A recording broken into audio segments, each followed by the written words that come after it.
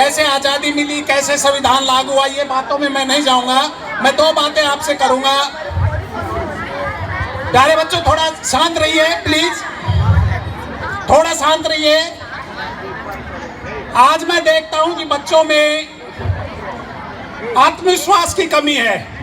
हमारे government school के बच्चे आमतौर पर क्या करते हैं, मैं गरीब हूं, मैं पुअर हूं, मैं निर्धन हूं, हमारे पास साधन नहीं है, हम पिछड़ जाते हैं। तो मैं आपको ये बताता हूं कि आपके अंदर इतनी एनर्जी है, इतनी स्ट्रेंथ है कि आप बहुत ऊंचाइयां छू सकते हैं। अपने को पहचानिए, अपने को पहचानिए और आपकी जो पोटेंशियल है उसको आगे लाते हुए आप आगे बढ़िए। इसके बारे में एक छोटी सी कहानी सुनाऊंगा और फिर अपना स्थान लूंगा। और एक पेरेंट्स बैठे हैं जितने भी, उनसे एक रिक्वेस्ट है कि अपनी बच्चियों को आज लीडर बनाइए।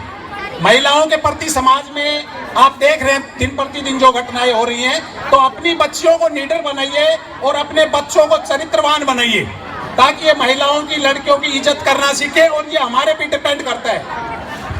हम दोष देते हैं सरकार को, संस्थाओं को, परंतु हम नहीं देखते कि हमारे बच्चे, हमारे लड़के लड़कियां क्या कर रहे हैं, कहाँ जा रहे हैं, किसके साथ उठते बैठते हैं, इनकी संगति कैसी है। तो माँ बाप जब ये ध्यान रखेंगे, हर घर ठीक रहेगा तो हमारा समाज ठीक रहेगा और पूरा देश ठीक रहेगा। आज हम क्या करते हैं, जब भी आते हैं, जितने भी स्कूलों में फंक्शन होते हैं, स्टेज पे क्या कहते हैं, बड़े बनो, डॉक्टर बनो, इंजीनियर बनो, साइंटिस्ट बनो।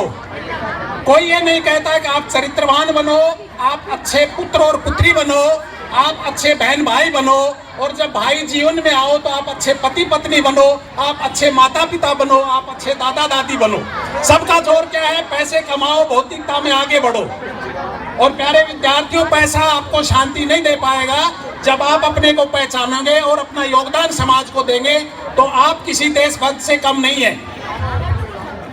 अब बच्चे कहते हैं हम क्या देशभक्ति करें, हम क्या सेना में लड़े। एक सैनिक है, उसका दायित्व अलग है, एक किसान का दायित्व अलग है, एक टीचर का दायित्व अलग है। और यदि आप ईमानदारी से पढ़ते हैं, किसी दूसरे की मदद करते हैं, तो आपसे ज्यादा देशभक्त कोई नहीं है।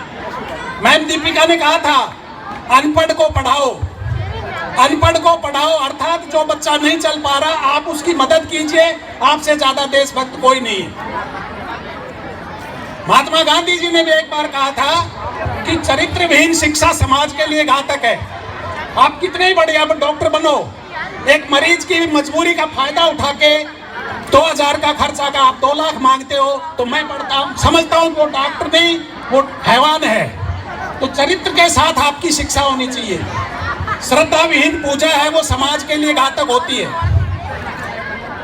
हम क्या करते हैं, मंदिर में जाते हैं भगवान के पास, हमें फूल चढ़ाने, फल चढ़ाने, केले क्या भाव दिए, ये 80 रुपए केजी है, ये 40 रुपए केजी है, चलो 40 वाले दे दो, भगवान के चढ़ाने हैं। घर ले जाते हैं 80 रुपए वाले, बढ़िया, भगवान को 40 की, तो इसलिए भगवान की ढोंग में पूजा मत करो। यदि तुम्हारी श्रद्धा नहीं है तो पूजा मत करो।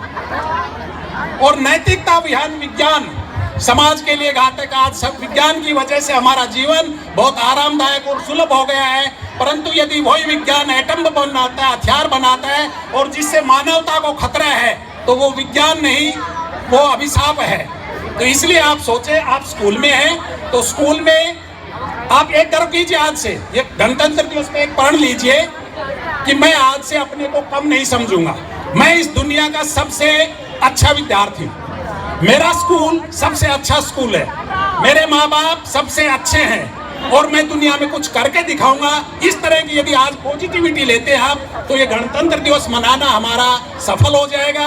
और यदि ये डांस गाने सुन के चले गए और आपने कोई सीख नहीं ली, तो मैं समझूंगा आपका इतना बैठने का कोई फायदा नहीं है। तो आप अपने को पहचानिए, अपनी स्ट्रेंथ को पहचानिए और आगे बढ़िए, ताकि आप अपना और अपने समाज का नाम रोशन कर सके।